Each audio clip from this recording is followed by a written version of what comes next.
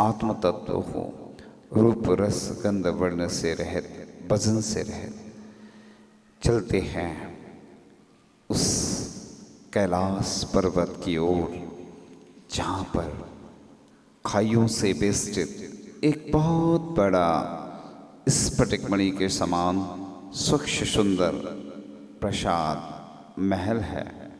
रात्रि का समय है। हम सब गहरी निद्रा से सोए हुए स्वच्छ स्वप्न देख रहे हैं कि हम कैलाश पर्वत पर आदि ब्रह्मा ऋषभदेव के दर्शन करने जा रहे हैं। उसके पहले ऐसा लगा जैसे कोई पुकार रहा हो, आओ मेरे पास आओ, तुम्हारा जीवन सफल हो जाएगा। और सबकी निद्रा खुल गई और सोचने लगे कि हमारा कोई हितैषी हमें बुला रहा है, हमें जाना चाहिए। और हम चले जाते हैं, यात्रा प्रारंभ कर देते हैं घोड़ों के माध्यम से, और चलते जा रहे हैं, चलते जा रहे हैं, बढ़ते जा रहे हैं, और नगर की सीमा पार हो गई और आ गया घनघोर जंगल। चारों ओर नीरवता, शांत वातावरण, मात्र घोड़ों की टप टप की आवाज आ रही है। और जंगल के बीचों बीच चले जा रहे हैं। बहुत दूर तक निकल गए, कोई दिखाई नहीं दे रहा है। घने घने वृक्ष दिखाई दे रहे हैं। थोड़ी दूर पर एक सरोवर आ गया और उसको पार करके आगे बढ़ गए। ककरीले पथरीले रास्ते, नदी नाले, जंगली झाड़ियों को पार करते हुए चले जा रहे हैं। मन में अदम्य साहस है, उत्साह भरा हुआ है। दर्शन की भावना से ओतप्रोत हो आगे बढ़ रहे हैं और अचानक सामने क्या देख रहे हैं? नीले साफ स्वच्छ जल से भरा हुआ एक विशाल समुद्र। हे प्रभु, यहाँ तक तो हम अपनी शक्ति से आ गए, लेकिन इस विशाल समुद्र को कैसे पार करें? संकल्प में वह शक्ति है। संकल्प से जीवन का कायाकल्प हो जाता है। संकल्प जमीन आसमान को एक कर देता है। आसमान के तारे भी तोड़कर व्यक्ति संकल्प के माध्यम से ला सकता है। सभी समुद्र के किनारे पर ही संकल्प कर लेते हैं कि जब तक आदि प्रभु के दर्शन नहीं होंगे तब तक अन्न जल का त्याग, और आसन लगाकर एकाग्रता से भक्ति में लीन हो जाते हैं और भगवान से प्रार्थना करते हैं, हे प्रभु, आपकी भक्ति में वह शक्ति है जो संसार समुद्र से पार कर देती है। जल का थल हो जाता है, थल का जल हो जाता है, अग्नि का नीर हो जाता है, सर्प का हार हो जाता है, सभी उपद्रव शांत हो जाते हैं। तो क्या हम इस समुद्र को पार नहीं कर सकते? कर सकते हैं। हमें विश्वास है आप हमें उपाय बताएंगे जिससे हम इस बाधा से मुक्त होकर भगवान के दर्शन करने में सफल हो सकें। और हे भगवान, आपके दर्शन करने वाले वे भरत चक्रवर्ती महाराज धन्य, जिन्होंने साक्षात प्रभु के चरण स्पर्श किए हैं।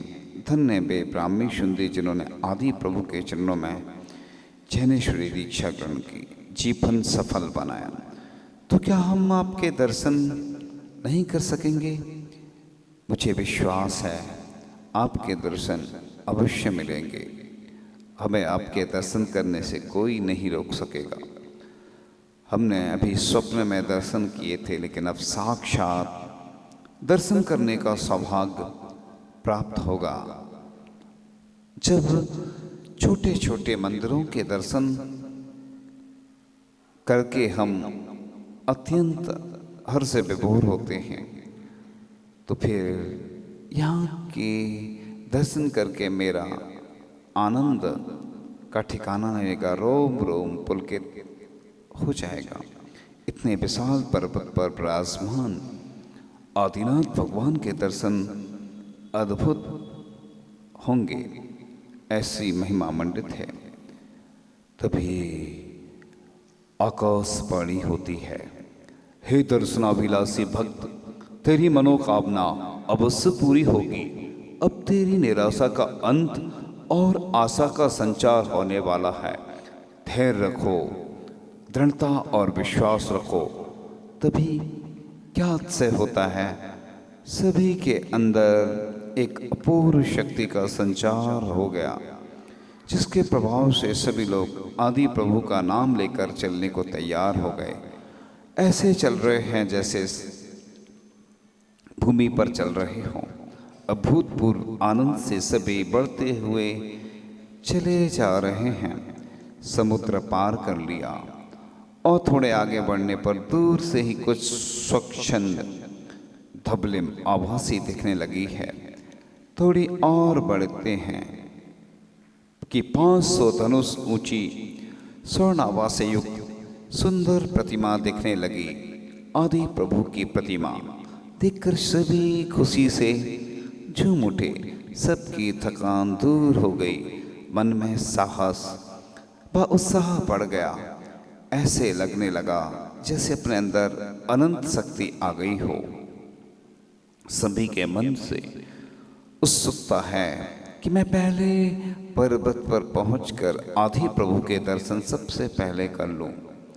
सब लंबे लंबे कदम बढ़ाकर जल्दी जल्दी आगे बढ़ रहे हैं।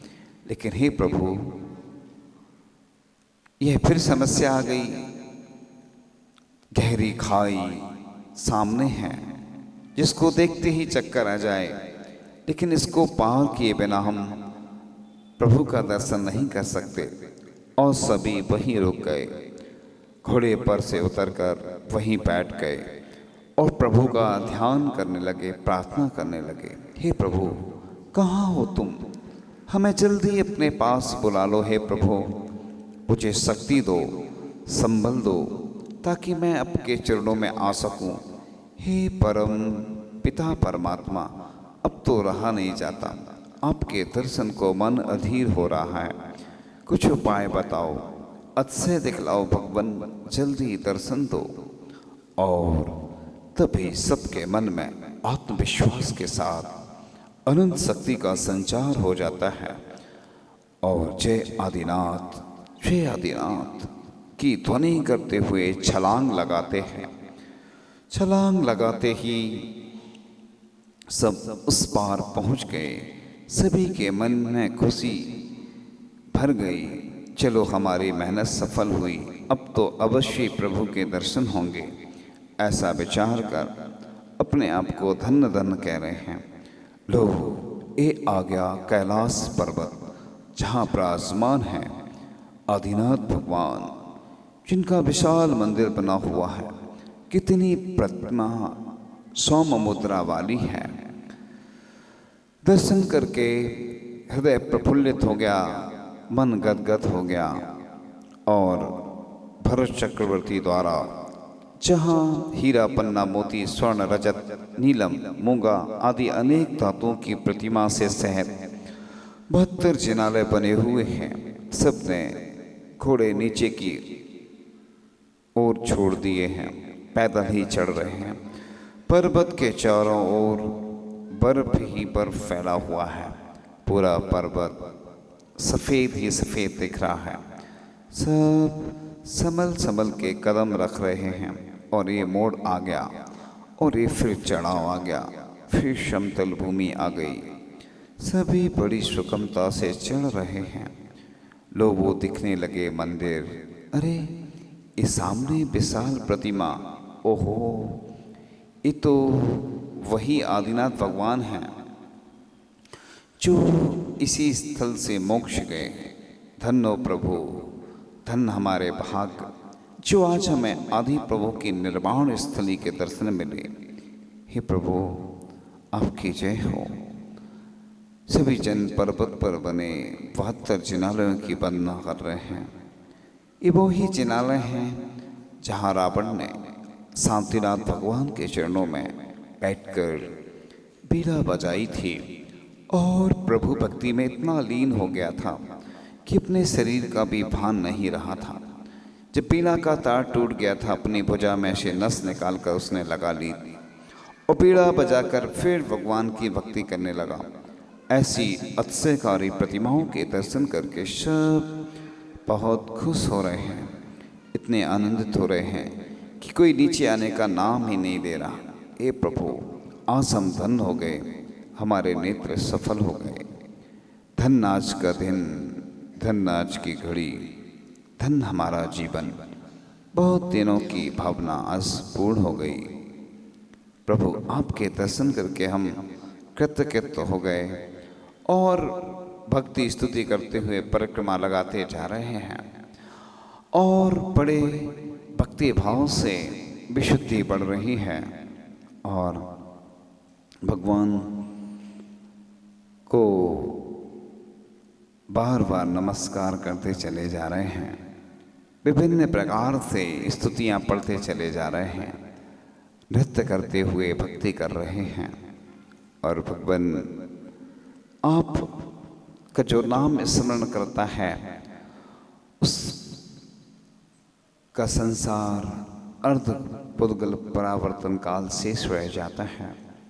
हे भगवान, आज तक दुनिया में जितने जीव मुक्त हुए हैं सब आपकी भक्ति के द्वारा ही मुक्त हुए हैं। हे भगवान, आप अपने भक्त को भी अपने जैसा बना लेते हैं। हे भगवान, आपकी भक्ति में बहुत शक्ति है, दुनिया की सब समस्याओं का समाधान हो जाता है। हे भगवान, आपकी भक्ति कर्म निर्जरा का कारण है, पुण्य बंधन का कारण है। हे प्रभु, मुझे बस इतनी शक्ति देना कि मैं आपकी पूजन भक्ति करता रहूं। मेरी आँखें तभी सफल होंगी जब आपके दर्शन करूं, मेरे हाथ तभी सफल होंगे जब मैं इन हाथों से दान दिया करूं और पूजन आदि अभिषेक किया करूं, आहार दान दिया करूं। मेरे पैर तभी सफल होंगे जब मैं तीर्थ यात्रा करूं, मंदिर के दर्शन करने जाऊं और मेरे हृदय में बस आप ही रहें। बस आपका समागम प्राप्त होता रहेगा। दुनिया से मुझे डरने की कोई आवश्यकता नहीं है। आत्मा में अनंत शक्ति होती है। हे भगवान, पूर्व में मेरे द्वारा जो भी पाप के कार्य हुए हैं सब मिथ्या हो गए। हे भगवान, बस मैं हमेशा आपका ही नाम स्मरण करता रहूं। जब भी कोई कार्य करूं, ब्रह्मोकार मंत्र का उच्चारण करूं, फिर कार्य की शुरुआत करूं। हे भगवान, आपके अंदर अनंत शक्ति है, बस उस अभिव्यक्ति की आवश्यकता है और यात्रा पूर्ण हो जाती है। वापस आ जाते हैं हम, फिर सबको यह समाचार सुना रहे हैं। बड़े प्रफुल्लित भाव से, गदगद भाव से मेरा हृदय प्रफुल्लित हो रहा है, गदगद हो रहा है। हे प्रभु, जिस प्रकार से मैंने आपकी भक्ति की है, इसी प्रकार से मैं हमेशा बस अच्छे कार्यों में लगा रहूं और पाप से बचता रहूं, पुण्य कार्य में लगाता रहूं। हे भगवान, मेरा जीवन आपके अनुष्ठान करने में ही बीते। आपकी पूजा भक्ति पाप कर्मों से मुक्ति दिलाती है। मैं कभी कभी संसार के कार्यों में इतना उलझ जाता हूँ, तीर्थ की बातों में मेरा समय निकल जाता है, लेकिन भगवान कभी मैं आपकी जाप नहीं कर पाता हूँ। हे भगवान, बस मेरा जो समय है आपकी जप में ही बीते, अनुष्ठान में बीते। हे भगवान, आपसे रिश्ता ही सही रिश्ता है, फरिश्ता से ही रिश्ता, बाकी रिश्ते तो टूट जाते हैं, छूट जाते हैं। हे भगवान, मैंने एक इंद्रिय से पंच इंद्रिय तक के जीवों को सताया हो,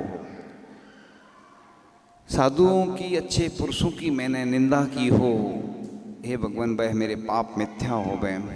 हे भगवान, मैं जब भी निंदा करूं, अपनी ही निंदा करूं, आलोचना करूं, हे भगवान आप महान व्यक्तित्व के धनी हैं, आप जैसा कोई दूसरा अन्य नहीं है।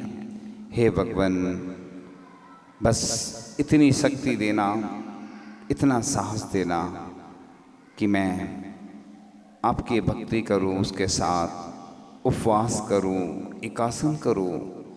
हे भगवान, जब भी मैं अच्छे कार्य करता हूँ विघ्न आ जाते हैं, मैं छोड़ देता हूँ।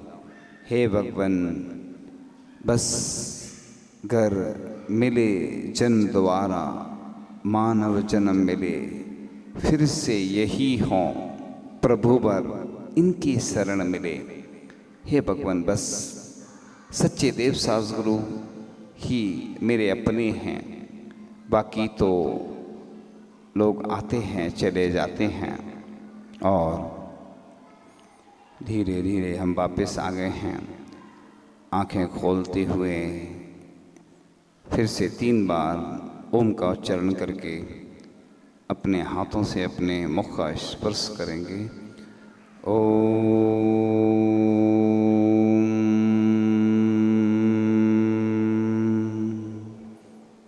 सभी को उच्चारण करना है मुख से। ओम।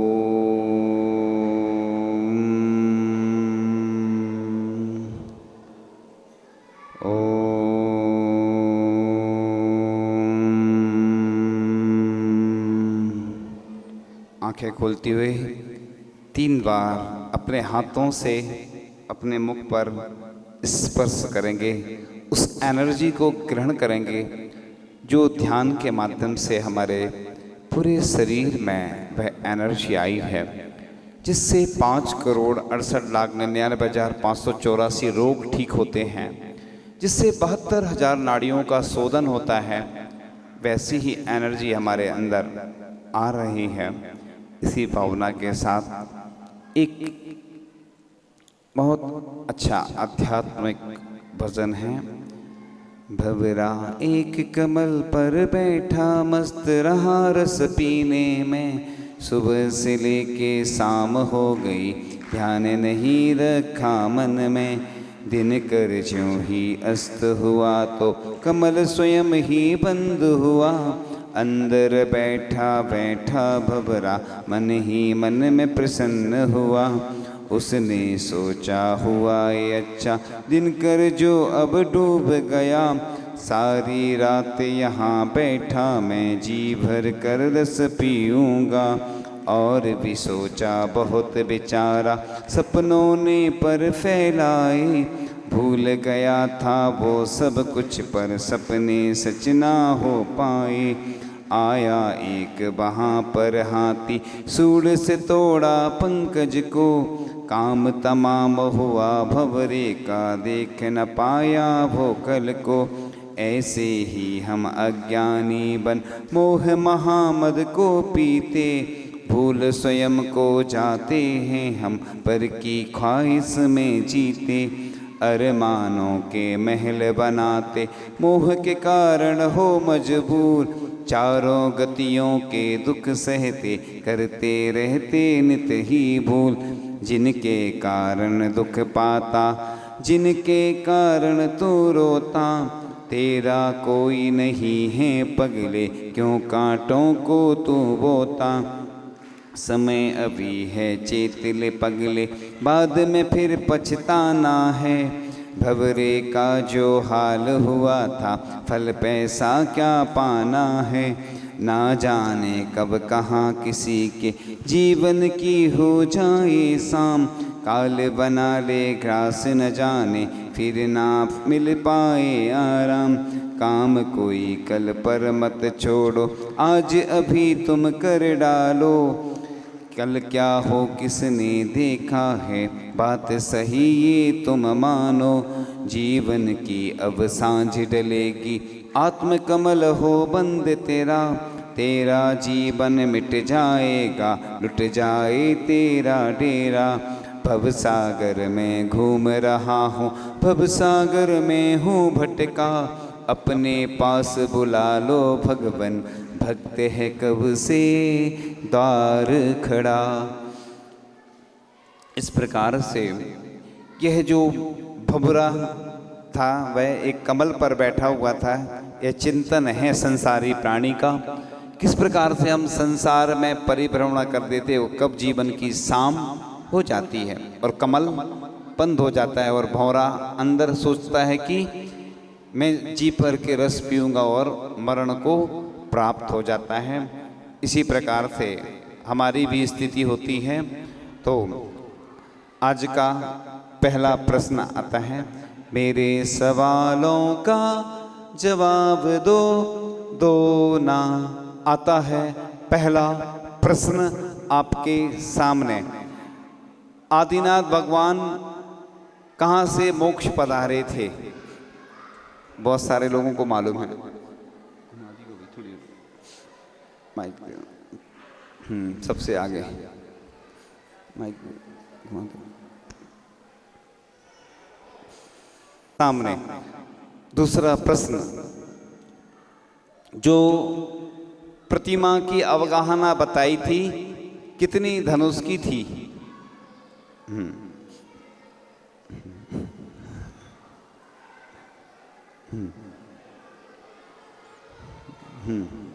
जी बीच वाले। हाँ कितनी? भाई जाओ भाई जाओ। और कौन बताए?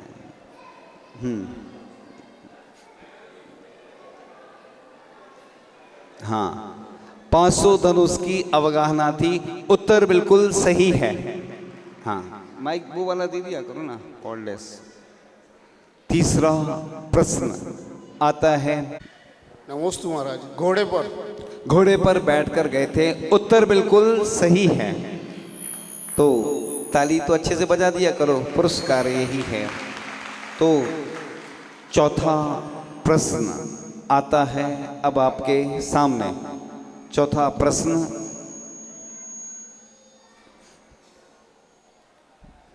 लोगों ने जब पहुंचने की प्रयास किया, पहुंचने का, तो रुकावट आ गई थी, फिर कैसे पहुंचे थे लोग? एक विशेष विधि के द्वारा लोग पहुंचे थे। उस क्या किया था उन्होंने कि वो दूसरे बीच में जो खाई थी पहुंचे थे। इसमें ज्यादा लोगों को नहीं मालूम है।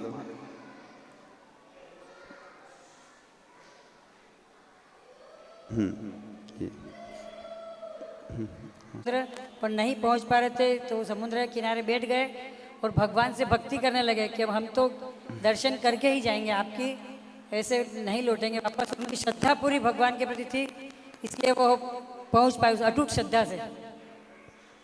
कुछ विशेष हाँ अब बैठ जाओ।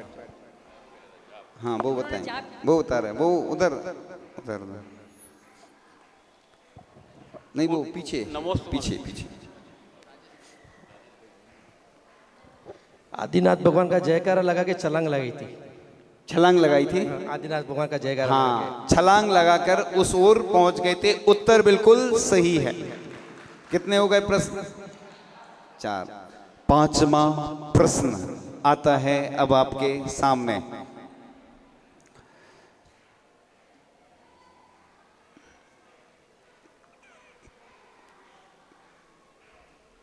कैलाश पर्वत पर कुछ विशेष दिख रहा था, वो क्या था? कुछ कुछ दिख रहा था, सबको मालूम है वैसे तो, जो गए हैं उन्हें मालूम है, जो नहीं गए उन्हें भी मालूम है क्या रहता है उधर। अब हम लाइफ लाइन तो देंगे नहीं। हाँ नमस्ते गुरुदेव। बर्फ दिख रही थी। क्या कैसी दिख रही थी? किस प्रकार से दिख रही थी? कलर? सफेद वाइट हाँ, सफेद सफेद बर्फ दिख रही थी कैलाश पर्वत पर। उत्तर बिल्कुल सही है। हाँ, दोनों हाथों से दी जाती है ना, दोनों हाथों से दो अच्छे से।